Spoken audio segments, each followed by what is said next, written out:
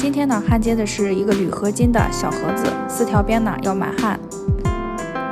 使用的是我们6800S 型模式2，电流和脉冲时间调到25。对锋处焊接呢是有较大的缝隙，所以要添加铝焊丝来焊接。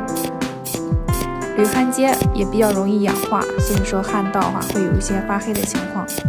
焊到成型了是没有问题的，表面的氧化层可以用拉丝布擦掉。这是另外一个工件，也是类似的情况去焊接，这个缝隙就相对来说比较小，可以不加丝，我们采取互溶的方式。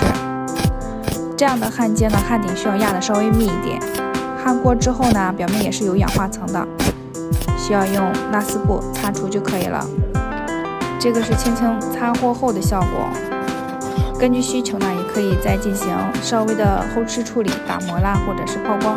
这边是加丝焊的。